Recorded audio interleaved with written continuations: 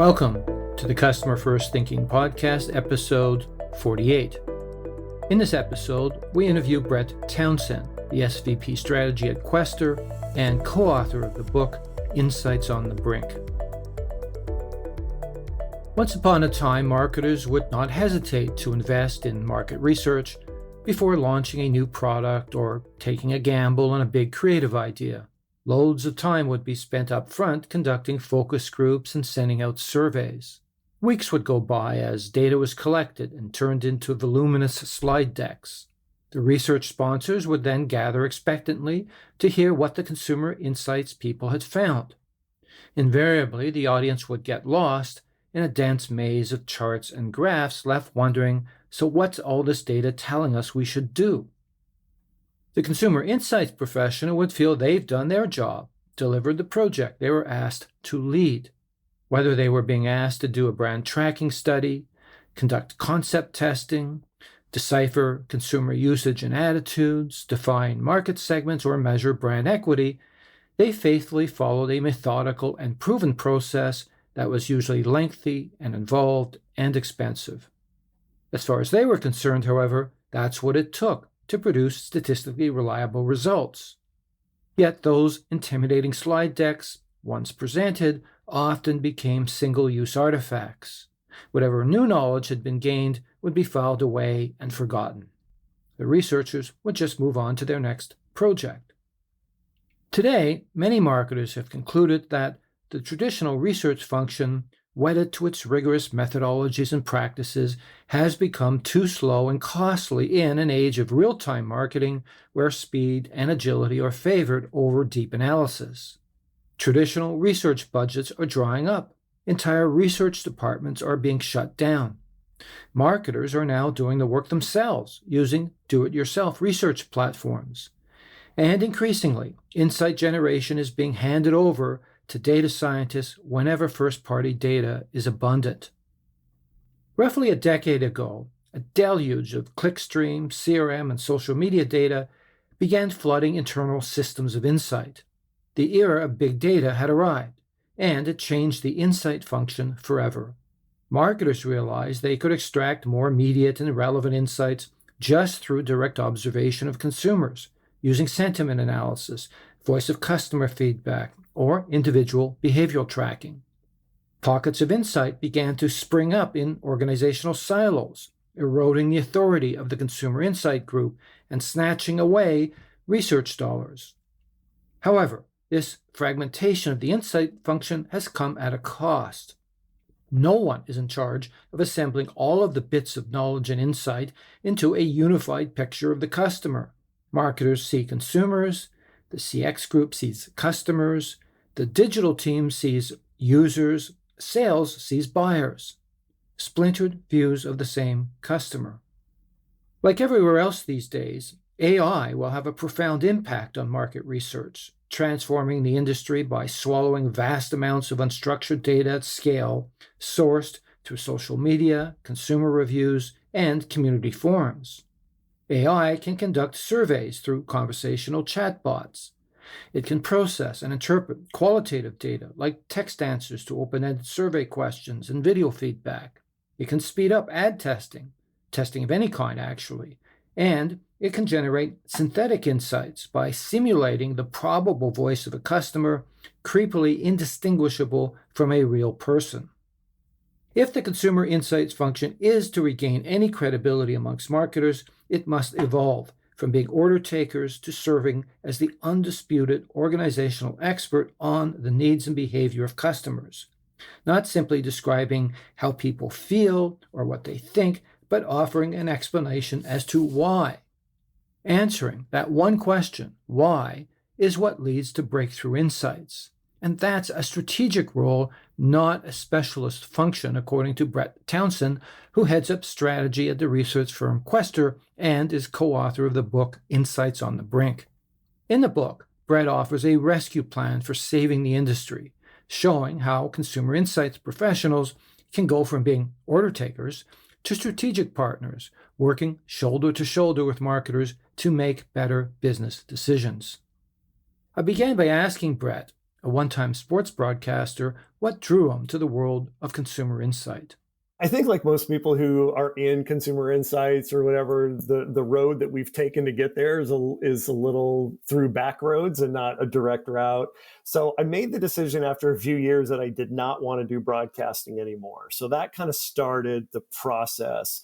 And then I had a friend at the time who was working for Nielsen Media Research, the Nielsen TV ratings company. And given my broadcast experience and some things there, they were interested in hiring me for a role. And once I got there, I really got into the marketing part of it. There was a lot of consumer observation we did and interviewing we did in their homes about TV habits and things like that. So that started exposing me to qualitative work, behavioral work, things that we were observing about TV watching that didn't really just show up on the ratings as far as what they're watching. So that was where it started. And then I think it just evolved through from that. Worked in insights for a publishing company for a brief spell, and then really got into the bigger world of consumer insights when I started at my first agency. Well, what's interesting about this, and you're not the first person that started their career in journalism and worked their way into marketing. My most recent podcast actually was a person who did exactly that as well, got into the behavioral science as opposed to market research. But I would imagine the juxtaposition of those two professions is simply that success is driven by a strong sense of curiosity, of wanting to know why. Would you agree with that? Oh, absolutely. I tell when I speak at universities quite often, and I get students asking me a lot about career changes and doing this and doing that. And I said, look, I would reveal to them that I started in broadcasting. I said, so there's always things that you can take with you to other professions. I said, for instance, with broadcasting, I learned how to write and I learned how to tell stories. And those are two things that I still do to this day. But you're right, though, just inherently I'm curious and inherently I'm challenge things and don't mind bucking against established fact and looking into different things. And so I think that definitely helped me when I was a broadcaster, when I was asking questions and being curious about why certain decisions were made by coaches and things like that. And then now it's the same basic line of questioning, but it's now with consumers as to questioning their behavior and why they do certain things there. So yeah, it was very natural and very a much smoother transition, I think, than most people might have realized. And a substantive part of the book actually deals with this exact challenge of, and we're going to get into that for sure a little later in this conversation. Now, your career has spanned 20 years, so you've been in this business a while now, and you've worked for and with, at this point, many blue chip marketers who invest a ton in research. I'm curious why you feel the research industry is at a crossroads at this point in time. What's changed in that 20-year span to lead you to create this, what I would call call to arms in this book? Mm-hmm. I think it isn't necessarily just now. I think we've had this issue for a number of years. I mean, this book was based on a keynote address I gave in 2019 at an Insights conference, and I saw it then. It just took me that long with my busy corporate jobs and other things to actually figure out, oh yeah, let's go ahead and write a book about this. But so it's not necessarily a new problem. But I think what happened is what's happened over the years is that business has become more demanding. It's become quicker. The need for real insights has changed, and just the way that people look at insights has changed a lot since we talk about this in the book, definitely from our academic and clinical start, but even just to when I got into the business 20 years ago ish or something like that. It's the demands for speed, for accuracy are there. The demand for experts are there. The demand for making strong decisions are there. And what happened is that in the early days, it used to be okay to give people a lot of data because that's what market research was about. It was an academic discipline that had a lot of data and numbers and charts, and that was just kind of how people accepted it. But now we don't have time for that. People don't need to know every data point and everything there. They just need to be told what to do. What's the problem? What's the conflict? What are the solutions? What's our key insight we're acting on? And we don't have to be 100% sure. I mean, people are okay with 80%, because I think 100% surety will never be achieved in anything really, but especially in this. And so I think the demands for what is needed from our industry has evolved over the years, but we as an industry have not evolved. And so we're at this point now where people want things from us as an industry that we're not delivering. And so there's a lot of frustration. And then there's a lot of, well, what does insights even do for me then? And then you see when economic troubles happen, then market research and consumer insights gets cut because the value hasn't been established, where companies feel they can live without it. And so it's this, we're really on this, and we've seen whole companies just kill their entire insights department because they don't feel it's necessary anymore. And so we really are kind of at this brink where it's either we've got to reestablish our value or we're going to fade. We're going to fade into the background and just be order takers for the rest of our existence. That's just crazy when you think about marketers. I mean, the oxygen they breathe should be the needs of customers, and how are they going to discover those needs without research? We're going to get into that as well. So according to, and this may echo some of what you've just said, according to some reports I've read, brand spending on traditional market research has been in decline for a number of years, and I expect for the reasons that you've been describing. Is it a case that brand marketers have lost faith in that traditional consumer research, or that they don't see the requirement to really dig deep into consumer behavior as much as perhaps they might have 20 years ago? I think it's a combination of a number of things. One, I think that we're not delivering what they need, where they, like you said, they are losing confidence in us. And so why continue to fund something that you don't feel is working for you? And so I think over the years, they've realized, okay, we need more from our consumer insights. And if we're not getting it, we're going to have, we're just going to not use them or just cut or something like that. So I think that's part of it. I also think there are, the market research has been around for a long time. There's enough people out there who use this term about where they know enough to be dangerous. And so they feel that they can do it on their own. Like they just, there's a lot of marketing people who think, well, I can put a survey out there. I can do basically what my insights department are doing, because they're not seeing much more than commoditized services and methodologies and stuff. And so they're like, why do I need to pay someone to do that when I can do that?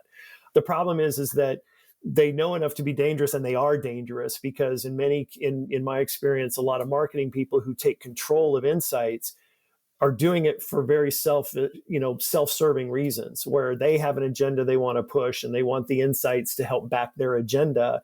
And they're not looking at things the way that they should be, or they're not really taking the consumer into account.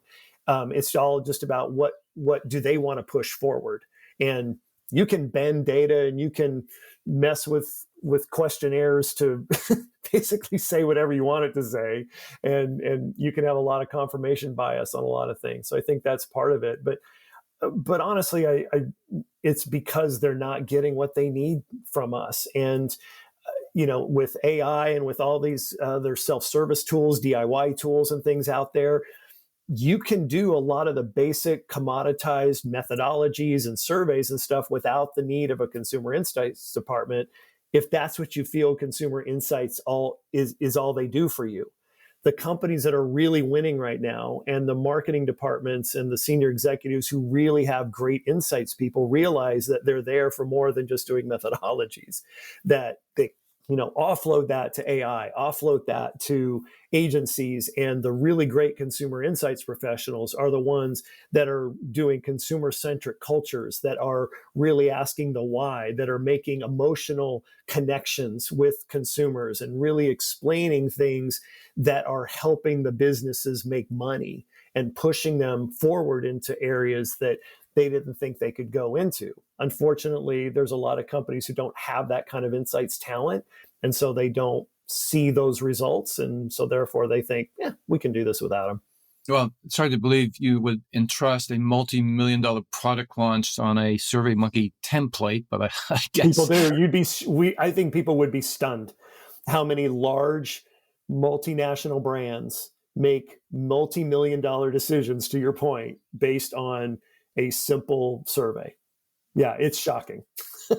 Well, and which brings me to Pepsi. So you worked there for, I think, almost a decade, Yep. if I'm not mistaken. 9 years. Yep. And you've probably read yourself recently, the chief consumer insights officer there was quoted as saying, and I'll quote her, while the organization had access to a wealth of consumer insights, we were not driving competitive advantage for our company.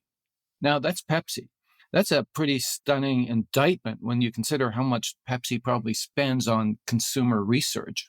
I mean, that right there is distillation of everything you've just said about the state of the industry when the person heading up consumer insights is saying, yeah, we're not delivering value here. That's pretty stunning. Yeah, it was. And I just finished reading a book that the top two Pepsi Insights people wrote with some people from Zappi called The Consumer Insights Revolution. And I just actually recorded a podcast with Ryan Barry, who's one of the authors of that book.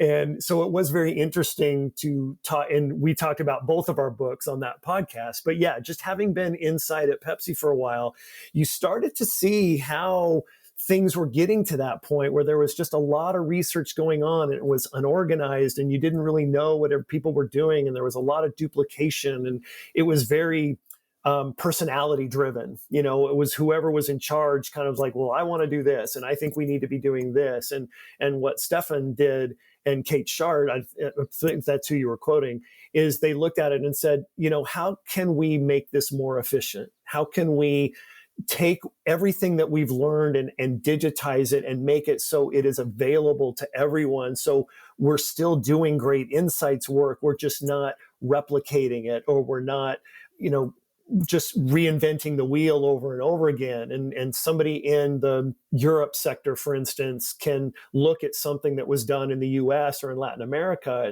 and replicate a lot of that and have it be very easily accessible. And so it was just, they came to the realization that they needed to have their insights work harder for them than it was. And what's interesting is that they ended up getting their budgets increased, even though they were decreasing costs and being more effective, is that people started to see the impact and they were like, we're going to give you more because you've shown us that this can be very impactful when done the right way. And it's not as if they just went all in with one supplier. You know, Zappi helped them digitize and organize, but, you know, people throughout the company still use other vendors that they want, but now it's just available to everyone. It's democratized, it is organized, and it's allowed them to be more effective. But to your point, I mean, there's a lot of key insights leaders at big companies that are coming to that realization and realize we have to make a change if we're going to not only stay relevant, but to keep helping our companies move forward and progress and make money. Because the minute we think that we're in the business for anything other than helping companies make money, that's when we start our demise. So the message you're delivering in this book is pretty provocative, and I think you use the term hard truths. Do you find when you're meeting other CI professionals that they agree with your point of view, that there is a acceptance that, yeah, we've got to change things? Yeah, for the most part, it has been that way. You know, there have been a few people who, you know, may not like some of the things that we've suggested, and which is fine, because our first goal for this book was to just start conversations, because there was this feeling that there's a lot of people in this industry that know things are not going the way they should. They know things are kind of broken. They know we need to evolve or get better. It's just that no one has really kind of come forward and said, this is what should be done. You know, a lot of the books that are written for our industry are dealing with specific methodologies or techniques or certain areas of our business, like behavioral science. There really hasn't been a book that's been written about the industry as a whole. And that was where we were coming from. And so it said, you know what, we're going to put a voice to this. We want to start conversations. We want to get people thinking about how we can get better, because just continuing to do what we're doing is not going to be healthy for our industry. And like I said, in the book, it's, you know, we've become the greatest threat to our own survival. You know, we should have no natural predators because of the work we should be doing, But since we're not doing that work, we're our own biggest threat.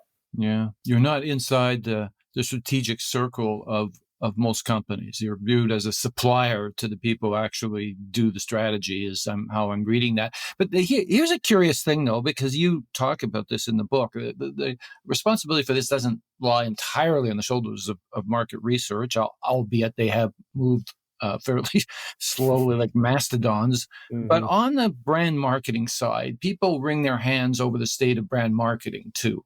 That they're focused on the bottom of the funnel, and research is really devoted to the top of the funnel. Let's face it, it's as needs, or it's identifying needs as opposed to trying to close the sale. So there's that. There is the fact that the training grounds for brand marketers, frankly, have disappeared. Like, you don't see the big packaged goods companies really serving as schools anymore for brand marketing. I've talked to lots of brand marketers who agree with that. And you talk about the research sponsors just looking to check the market research box in the stage gate process, that they just want to get past that because that's what they have to do. You'd think they'd want to mitigate the risk more than that. What explains that detachment? And do you agree that some of this responsibility lies on the shoulders of the state of brand marketing these days? Yeah, it sure does. I mean, in the last book of the chapter, it's written towards senior executives, to your point. And basically we say, the whole rest of this book has been written for the consumer insights industry because we got a lot we got to fix. We get that.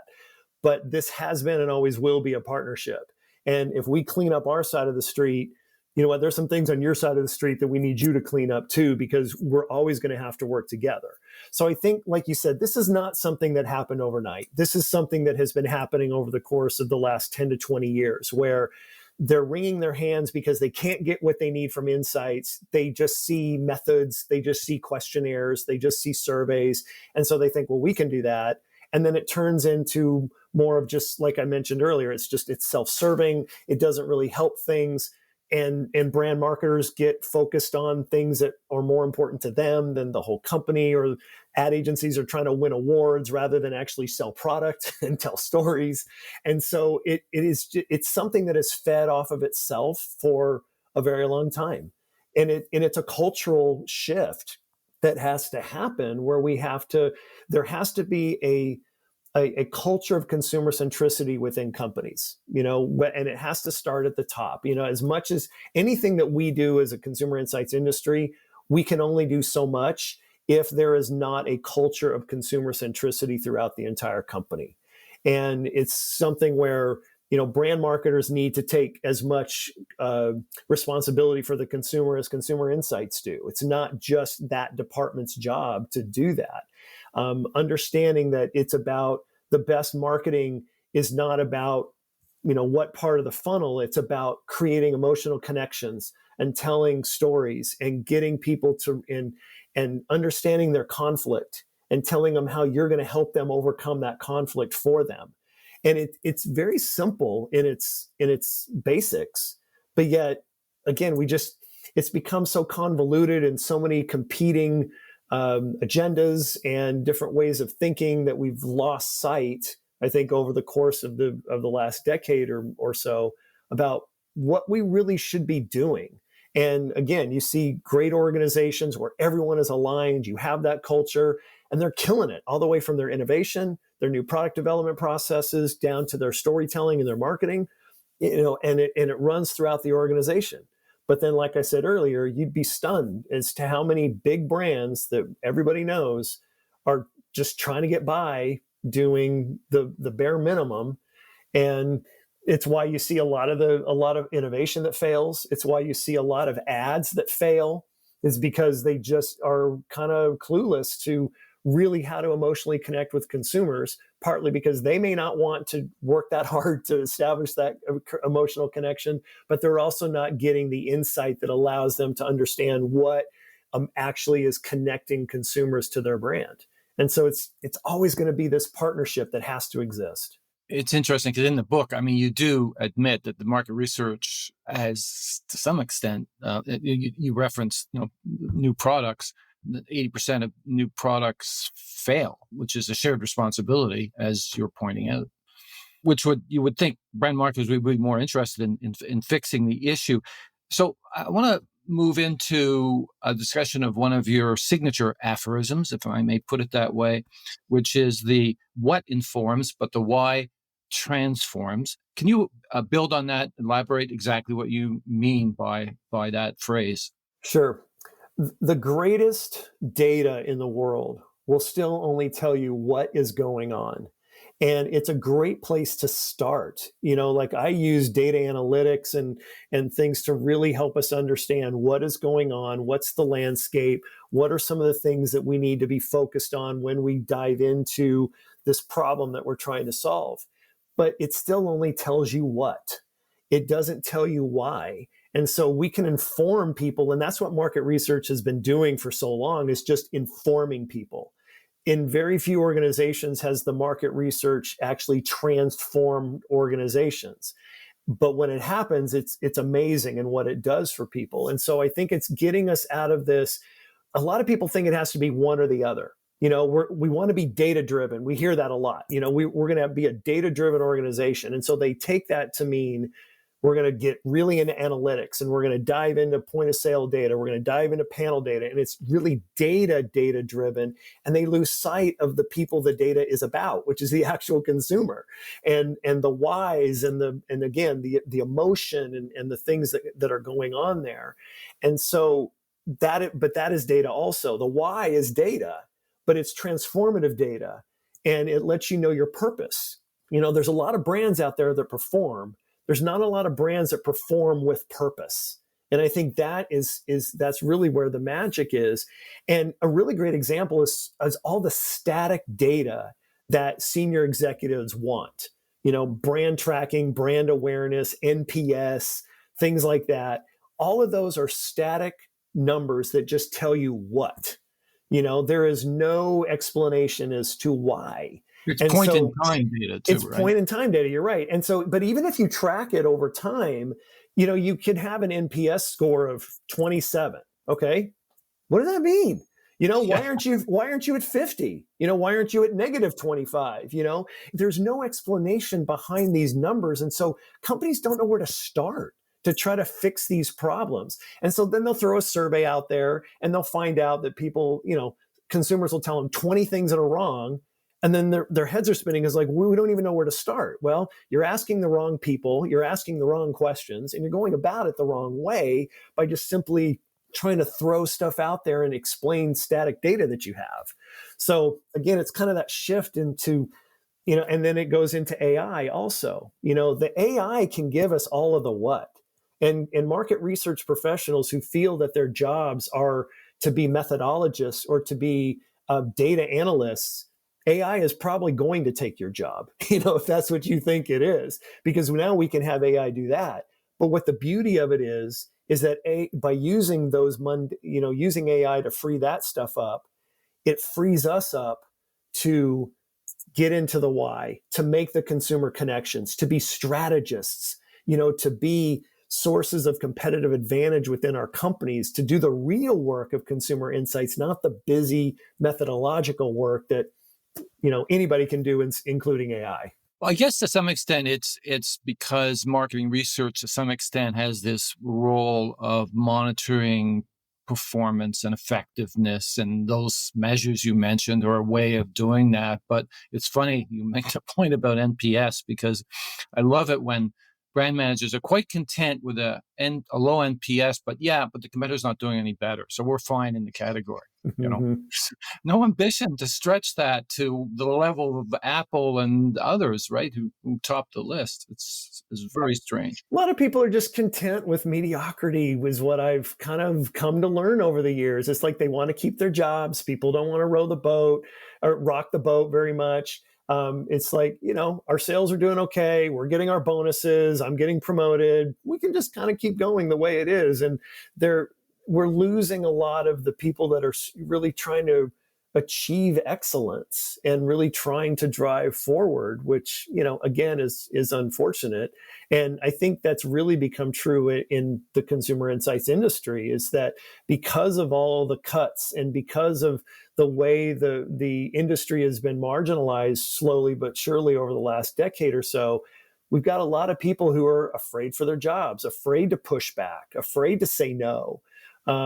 We kind of turned into yes men and yes women, where we just kind of take orders and move on. It's like, that's not helping, and you think you're helping, but you're really not, because you're doing research, which as we talk to people, like, they know they're being asked to do bad research, but they don't say anything about it. They just go on with it because they're like, well, they told me to do it, so I do it. I'm like, well, did you tell them? Did you give them better options? Did you express concern? Did you do all that? And a lot of times the answer is no. They just kind of do it, and it's unfortunate. Well, brand tracking studies are an example of that kind of thinking. So there's this expression in research, obviously you're familiar with it, called the last mile. Mm-hmm. And it's that gap between, this is exactly what you're talking about, this gap between the charts and the graphs and all the data. Then there's the actual insights that you may actually derive from all of that, and then turning that into actionable strategy. You argue that's what holds back CI from being valued as more than just a cost center. What can CI professionals do, though? I mean, they come out of training grounds well-versed in methodology, well-versed in what confidence intervals are, but not terribly well-versed in business strategy, marketing strategy, customer strategy. So how can CI professionals actually narrow that strategic deficit and make a strategic contribution when they're probably not feeling that comfortable in their own ability to deliver strategy? Yeah, that's a great question. And we focus a lot on that. So I think the first thing is, we as an industry have to develop much better business acumen. One of the biggest criticisms of our industry has been that we operate in silos, we do our research, and then we make recommendations that sometimes don't really take into consideration how those recommendations would impact the entire business. And so we have people, like, a lot of times what we do and what we recommend will affect new product development. It'll affect supply chain. It'll affect sales.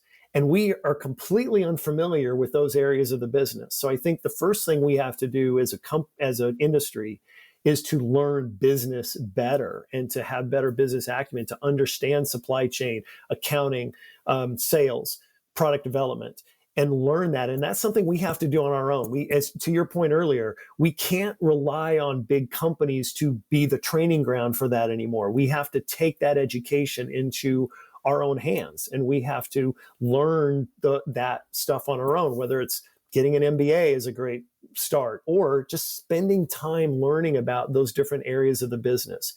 Then what starts to happen is that once we learn how the entire business operates, then we can start to say, well, because I know about all these different things going on, I can recommend research then that we should be doing that can be beneficial to a lot of different areas. A lot of people want us to do research for them for little pet projects. And we say, okay, well, we'll go ahead and do that for you. But if we understand the business, we can look at that person and say, you know what, this is not the best use of our resources because it doesn't really fit what we're doing as a company. Can I suggest this instead? It's always a no, but, let's try it this way.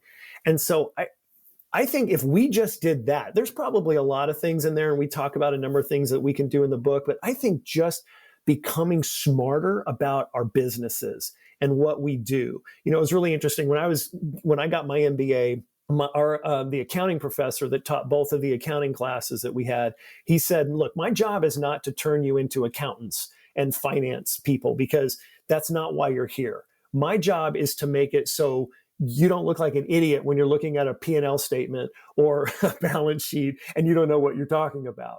And I think that's really what it is that we don't need to become financial experts, supply chain experts, things like that. We just need to learn enough where it helps us inform the rest of the business on some of the best ways to go about doing things.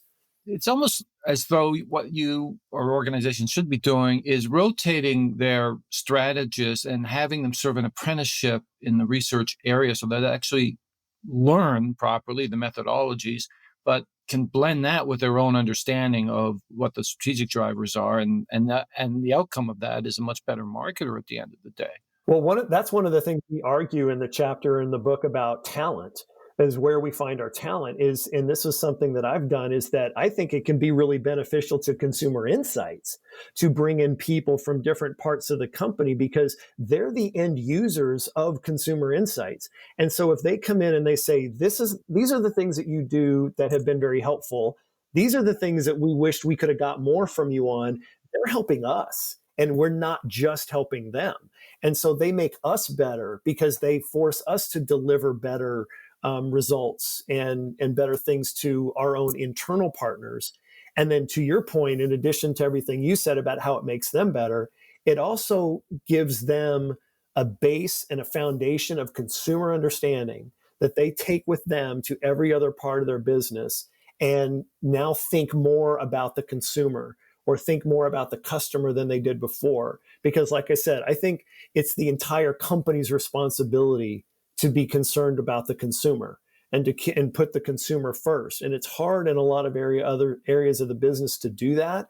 But the more people we have coming into consumer insights, working with us for a little bit, they help us, we help them, then they go back out into these other areas of business. And now they're helping spread this consumer centricity that we really hope for. Yeah, that seeding is a really good idea. But I think you reference in the book, if I'm not mistaken, that a lot of companies have defaulted to turning research work over to the big consultancies because in the end, that's what they can do just natively.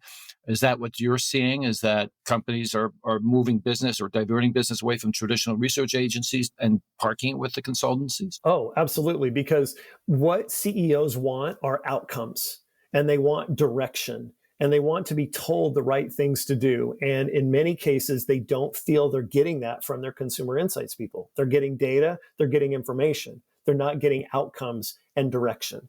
And that's what the big consulting companies do for them. Bain and BCG and McKinsey, is that they deliver outcomes. And what's funny is that they go to market research companies to do the market research for them, and then they take that work and they package it into what we should be doing anyway for them. And so yeah, and they're paying 10 times as much in many cases to do that. But it just shows how desperate senior executives are to get great insights and direction, because they're willing to pay that much more out of their own budgets to get it. And I think we could save companies so much money, and we could be even more effective than these bigger consulting giants if we're just doing our job the right way. And that's kind of the focus of the whole book. Well, the consultancies can speak the language of the boardroom, I guess, and that's why it resonates. And that's it. And that's where our lack of business acumen comes in, is that we don't understand what's going on those levels. And we need to, or if we're going to speak that language, and if we're going to help them realize the value we can bring, and then bring that value to them. Yeah. Well, there's the other expression you like to use, is the so what and the now what, right? Those are the questions that they're answering for the boardroom. I want to jump into another provocative statement in your book, which I just loved because I had a recent encounter with this exact issue. You talk about Gen Pop sampling being a sacred cow. I highlighted this and distributed it within my own agency when I read it. I thought, you got to read this. This is so true. And you make the point that it's better to sample loyal customers. Yeah, but can you explain that to the general population and audience listening here, why that is important? I think Gen Pop sampling is, again, one of those holdovers from our academic past. And that's always the way things have done, because traditionally you wanted to represent the entire population in what you did, because we didn't see the personalization and the specialization that we see now in the marketplace. Things in the 40s and 50s and 60s were much more generally marketed to a larger audience than all of the brands that we have now. And so we have to find an audience. We have to find things. And so it's forcing us to do that. And so when you sample general population, you get general data that is not very specific, and it's not at all predictive, and it doesn't give you great direction. And so when you talk to people who really love your brand or are loyal to your brand, and are invested in your success, then you get very different data. I quote this in the book, but it's one of my favorite lines of any book I've ever read, from the book Zag by Marty Neumeier, where he Oh, says, I love him. I love yeah, his book. yeah, it's like, your brand is not what you say it is, it's what they say it is. And we're not talking to they, we're talking to like everyone, but the key to every brand is to figure out who is your they. Who are those people who really want you to succeed, and talk to them, because they'll help you. The example that you referenced in the book is that when we were doing beverage research at Pepsi, we were talking to a lot of Coke drinkers, it turned out, who really didn't care about us. But they're aware of the category, they use the category, and they knew our brands. And so they somehow got into this sampling that we did. But it was amazing when we started talking to just people who drank Pepsi and our brands, the difference of the data of the exact same questions, and the insight we got from them on what they would want us to see from our brand that they love and that they're invested in and that they want to support. And I think that's true with any brand. There are very few instances I can think of where we need to do Gen Pop sampling anymore, especially when it comes to pure branded research. We need to talk to those who care about us and want us to succeed, and then that's how it's going to work. And I obviously completely agree with you, but the pushback you'll hear, though, from a traditional market researcher is, yeah, but it's a skewed sample, and if you want to grow in the category, you really need to understand the attitudes and usage of non-consumers or non-customers of your product. What's your answer to them? My answer is, you do not understand brand marketing then, because the best, I would say it a lot more diplomatically, of course, but basically, the best brands don't try to be all things to all people. If you do that, then you end up being nothing to no one. You don't stand for anything. And the best brands have a target consumer that they go after, a target audience. And so if you still think that you're trying to market to the masses, then you must have fell asleep during marketing school, because that's not what they're being taught. And so in consumer insights, we need to look at that the same way. It's like, we have to understand, who is our target consumer? What are the conflicts that they are dealing with on a daily basis? How is our brand helping them overcome those conflicts? And what are those insights we can learn that help strengthen the emotional connection that we have with our brand? And then when we start telling that story to everyone, then maybe some people on the fringes will learn more about us than if we just talk in general terms. But I mean, I would just say it's a lack of understanding of how marketing really works, and really what works with consumers, if people try to insist that we need to market to a very large audience, because in most cases you don't. It's that age-old debate about, I guess, market share versus share of heart. If market share is what an organization will pivot around, then they'll tend to default to that issue of expanding the number of category users. There's basically a religious debate going on in the industry around this exact subject, as you probably know. Well, and market share, I think it's a lot of things that people do to get market share is easily replicable. So let me give you an example from my appliance experience at Electrolux. Is that there were a couple of brands, Haier came in and bought GE, and there have been a couple of these other Chinese brands that have come in, and they simply throw a lot of cash at these retailers to get shelf space. They lower prices to grab market share. But then what?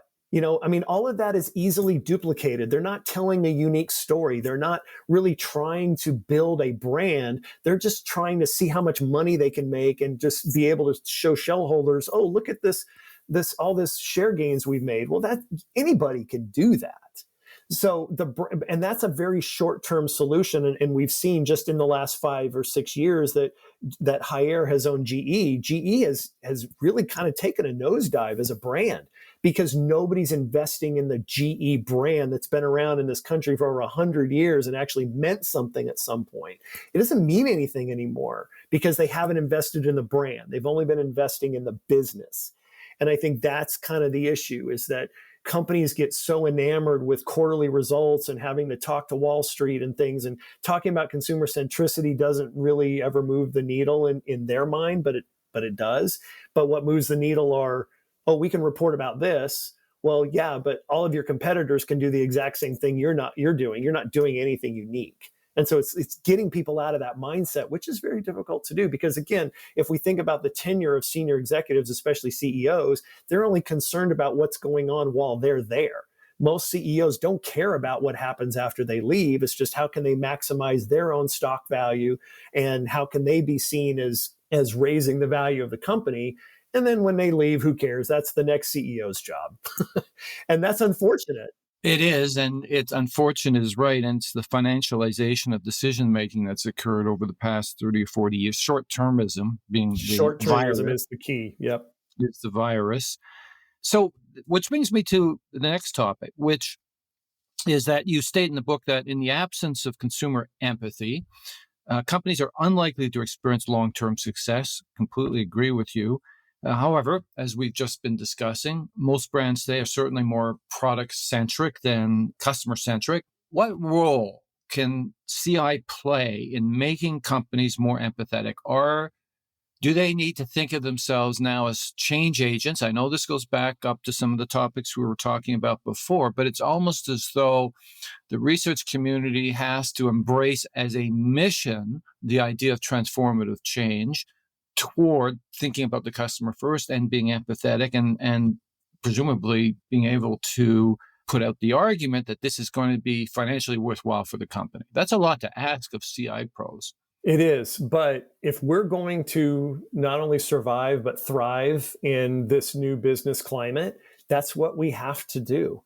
We have to talk about the fact that, look at the brands the admirable brands out there. They have invested in the brand. They have not tried to just chase quarterly results, but they've invested in their brand. They have grown their brand over years. And it's to the point where they are now the behemoths that they are. But see, even though you have a great brand and you've spent a lot of time building your brand, doesn't mean you're not susceptible to things. I mean, Nike's recent issues with their go-to-market system, which blew up in their face. They just thought, oh yeah, because we have this great brand, we can do whatever we want.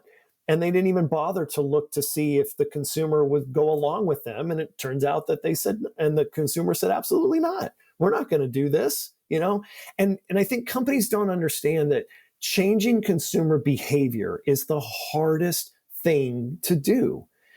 Because we establish these neural pathways where we get set in these rituals and these buying patterns, and we buy the same brands and the same products over and over again, unless there is something that really jolts us out of that.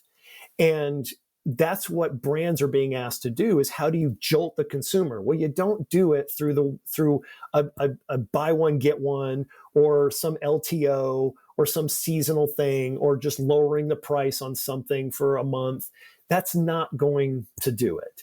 And so back to your earlier point, is the way that we do that as an industry is by storytelling. We have to go in there and tell real stories about real consumers. So the greatest example of this for me was when I was with PepsiCo and I was working in the dollar channel, specifically with Dollar General. And we were trying to, the business was going fine and growing, but we had to really get at how could we help this particular consumer, because we knew they were different. So I went and spent some time with some of these people that were mostly Dollar General shoppers in what we called food deserts, where there aren't big grocery stores close by or things like that. And what we found was in some cases really heartbreaking. We found people who told us that, well, we are always a month behind on every single bill that we pay because we can't pay every single bill every month. Otherwise, we don't eat. So this month we paid the electric bill. Last month we paid the gas bill, things like that. And so it's making those decisions of do I pay my bills or do I eat? Tales about how people had to park their cars halfway through the month because they couldn't afford gas anymore. And so they had to walk everywhere or bum rides from people. And so you start to really feel empathy for these people. And then it's not about how do we sell them something? It's about how do we provide a solution for them? How do we help them? How do we help them? And so when I went back and started telling those stories, it wasn't about the generic consumer as a group. It was about the Johnson family. It was about the Williams family. It was about these real people with pictures and with stories. And that's what got the people and the executives to say, oh, wow, okay, we could probably figure something out to help these people. So we talk about the consumer collectively, and that doesn't work to create empathy. Storytelling is about specific people, specific stories where you really feel something for someone. And then you do that over and over again. And then that's when you start to develop this corporate empathy where people start to feel for these people and realize their job is not just to churn stuff out, but to provide solutions that help people. And once you get to that point, wow, then you're really churning. And here's the thing, it's great for business. A lot of people think that if you invest in this and go that route, that, well, the business is going to suffer. It is the exact opposite. Because when you create those emotional connections and people feel that you understand them and they feel that it's coming from a genuine, authentic place from your brand, my gosh, the loyalty goes through the roof and people and your business really grows because of it. But it may take a little longer than a quarter to make that happen.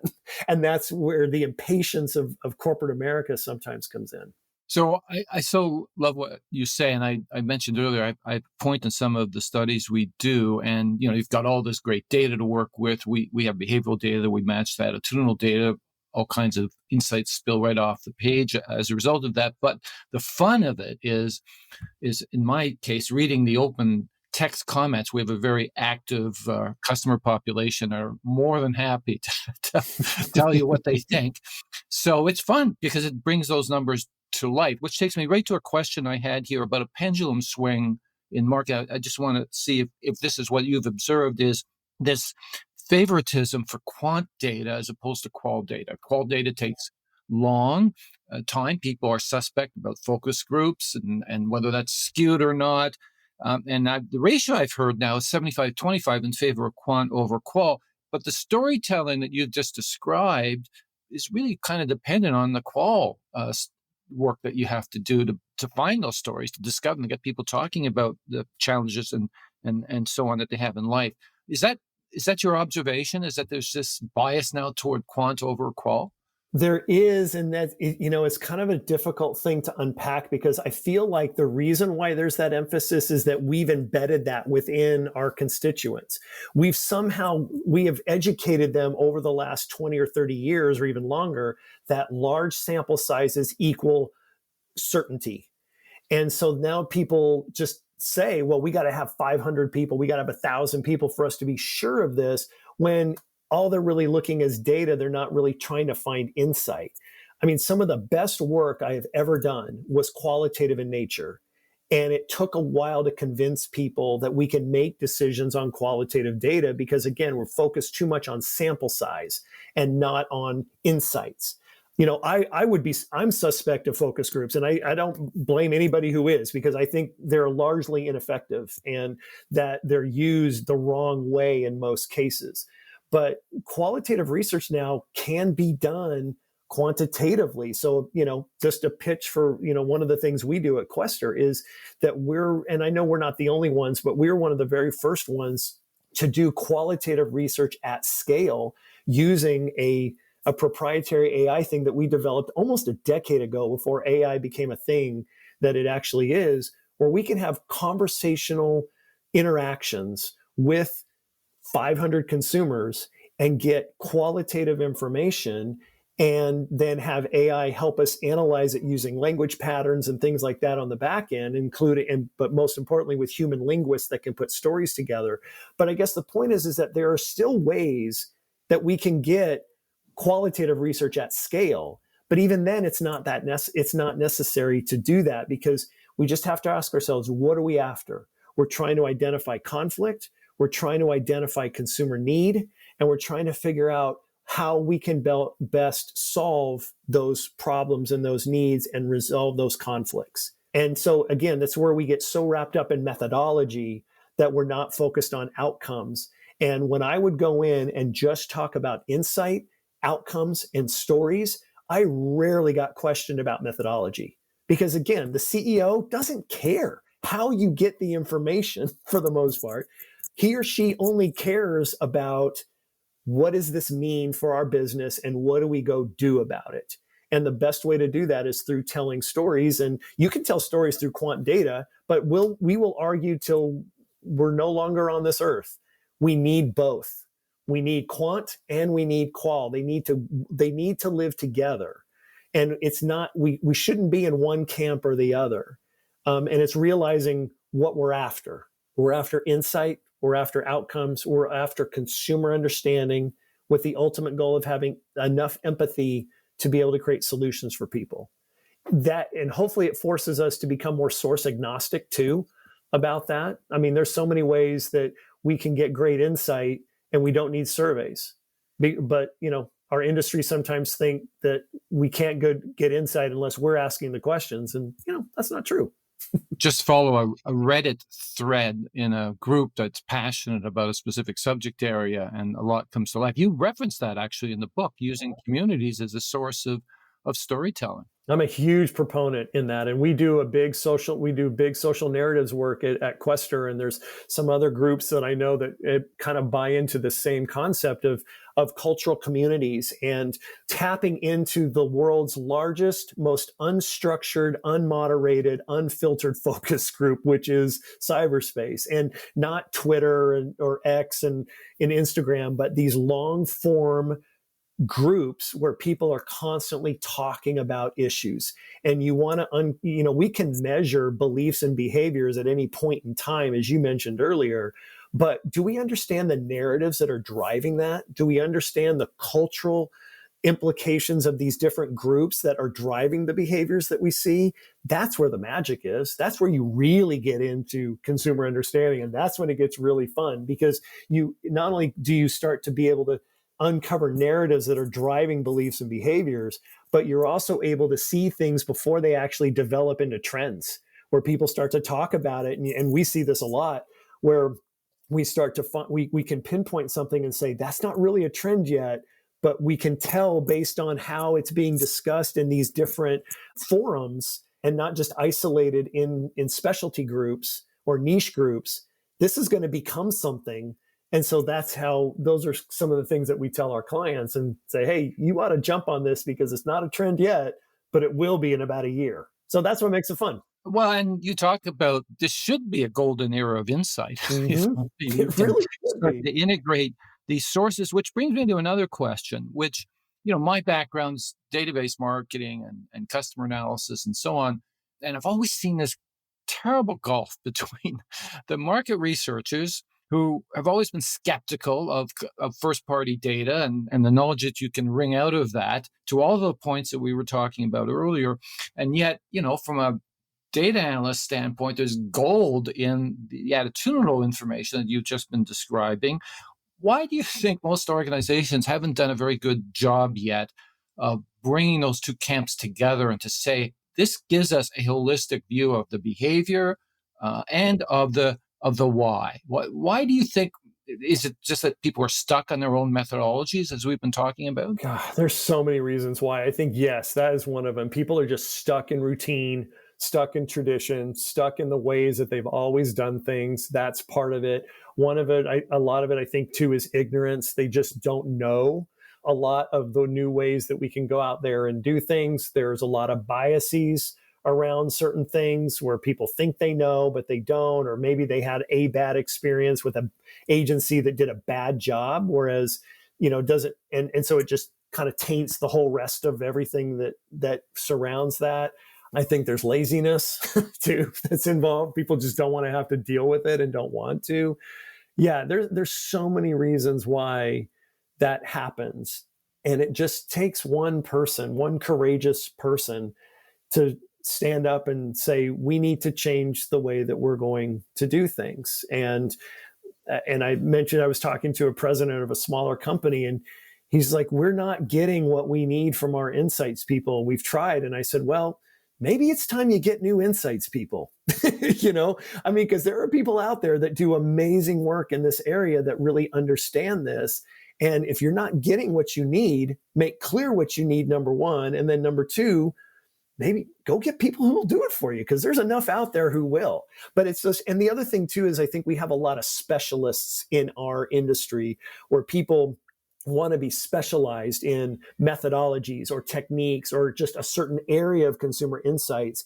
And I think while having that understanding is good, we need to have people that understand bigger picture, who understand business, who are a little more source agnostic, who agree with things like behavioral science and neuroscience and things and how they contribute, but they're not solely focused on only that, where it's used as a piece of the puzzle that we're all trying to put together. You need T-shaped people for sure. In fact, my goodness, that's an absolutely. answer to the dilemma within the research community is the lack of elevation of the work, is because you need more T-shaped people, as you were talking about. Exactly. We don't have much time left, and I want to slip a couple of more questions in, if you don't mind. You referenced AI.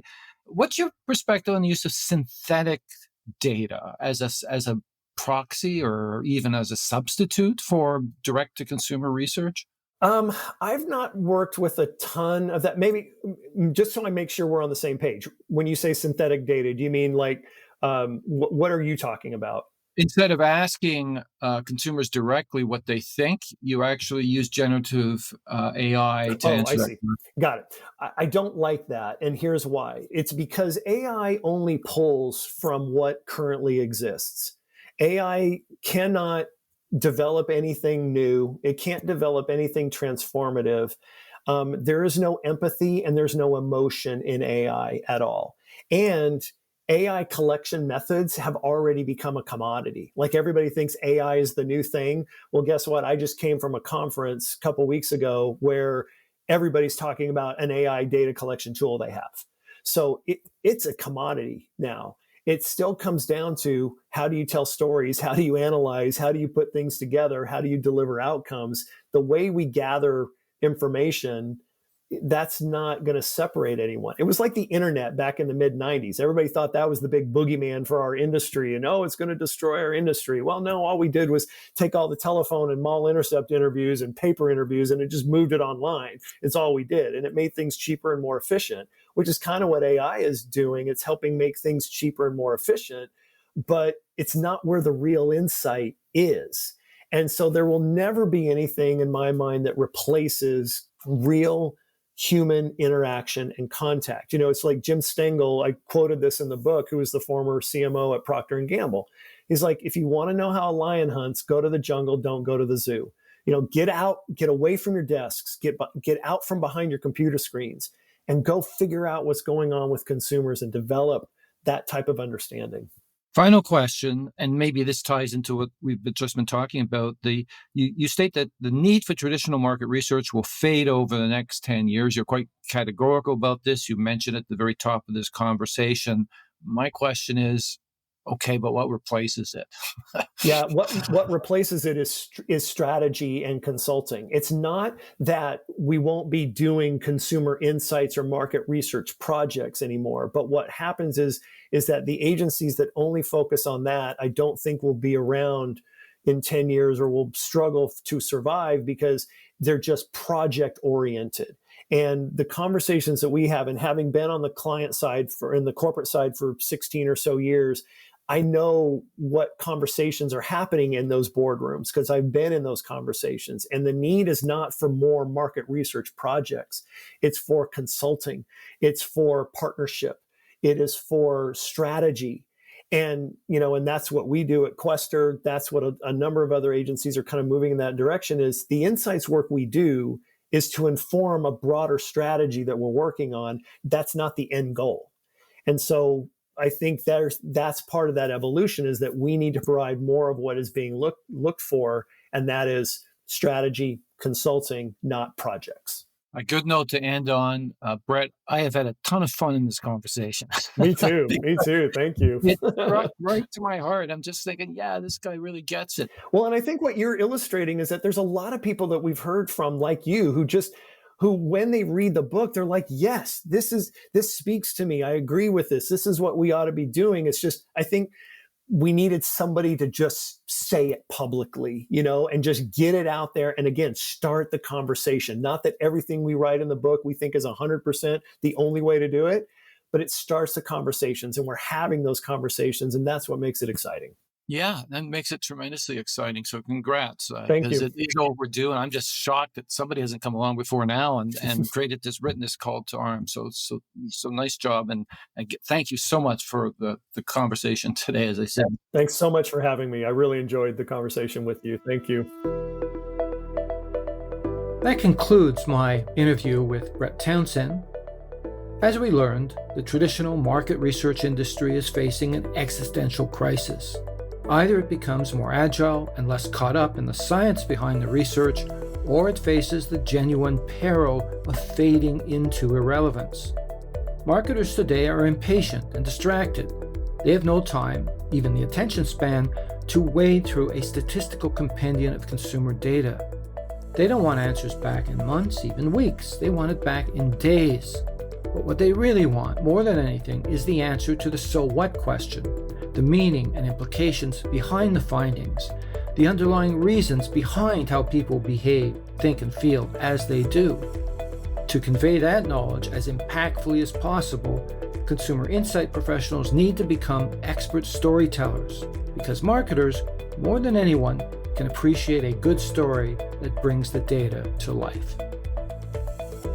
You can find past episodes of this podcast on customerfirstthinking.ca, where you'll also find articles, strategic frameworks, video, and more on the transformation of marketing. In closing, a big shout out to the brilliant Mary Chan at Organized Sound Productions for her contribution to making this podcast happen. Until next time, thanks for listening.